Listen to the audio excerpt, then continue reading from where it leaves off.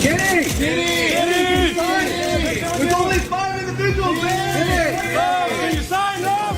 Diddy could be a free man next month because they have filed a massive document. He really wanted that out on time served, and if, worst case, he wanted to spend, say, another month in jail. So that's not going to happen. Endless wealth shaped entire eras.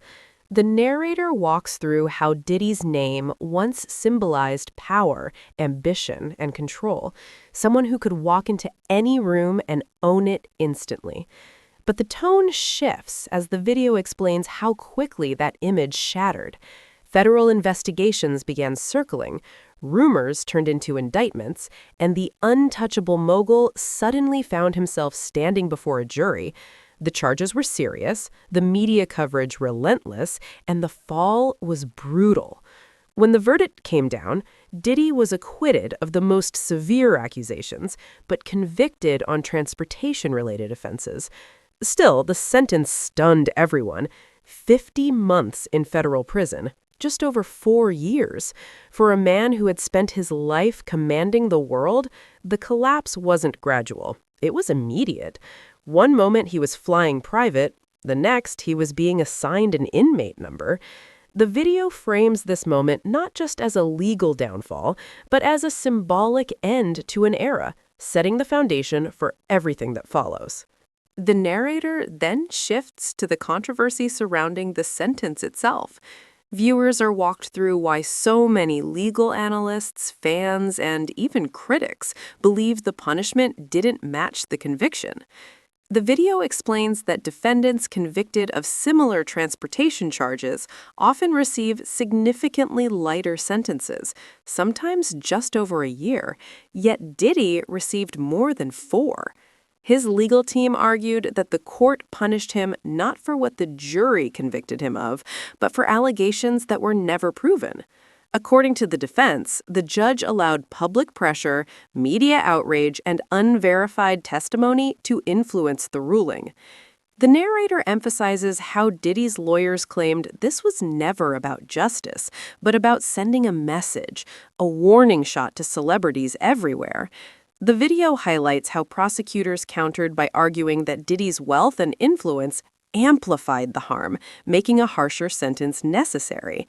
This clash created a national debate. Was Diddy being made an example, or was this accountability long overdue? The video doesn't answer the question.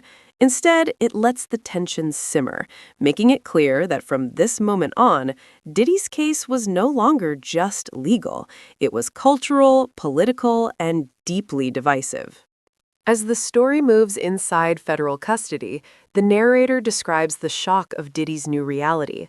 Gone were assistants, security teams, and luxury. In their place were steel doors, concrete floors, and strict routines. The video explains how fame offers no protection in federal prison. In many cases, it does the opposite.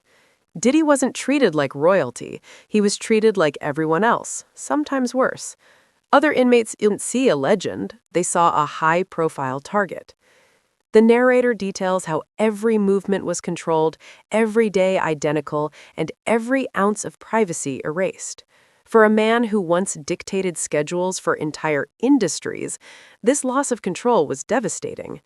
The video stresses the psychological weight of that transition, from commanding rooms to asking permission, from owning time to serving it. The narrator frames this phase as the moment Diddy truly understood that his past power meant nothing behind bars. And just when it seemed the situation couldn't get darker, the story takes a disturbing turn that no one expected. The narrator recounts the night that would redefine Diddy's incarceration. While sleeping in his cell, another inmate allegedly approached him with a sharp object pressed close to his neck. The video explains how Diddy woke up frozen, realizing how close he came to serious harm. The motives were never confirmed. Some speculated it was personal, others believed it was an attempt to gain notoriety by targeting a famous inmate. What mattered was the aftermath. Diddy reportedly described the incident in court, emphasizing the danger he faced due to his profile.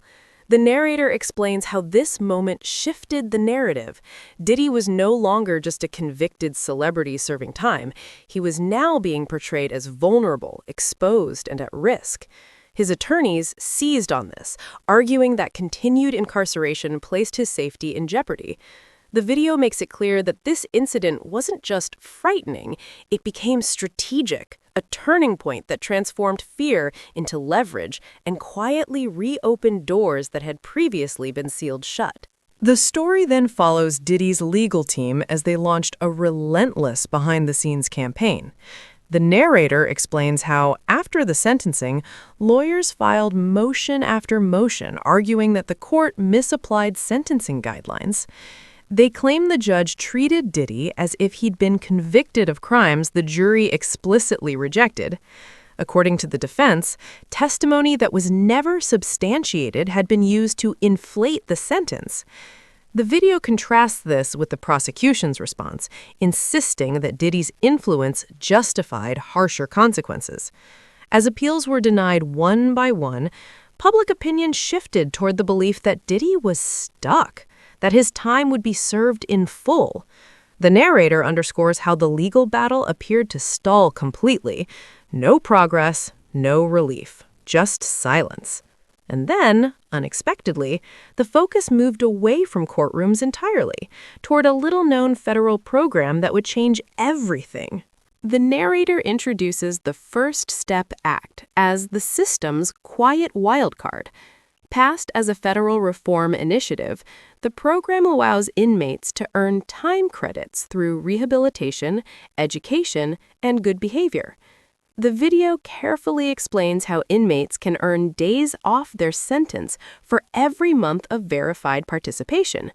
These credits accumulate faster than most people realize. The narrator emphasizes that eligibility isn't automatic. Inmates must pass risk assessments and be deemed suitable. According to multiple reports, Diddy did exactly that. He passed the Bureau of Prisons evaluation and was approved for credit-earning programs. The video stresses that this wasn't speculation.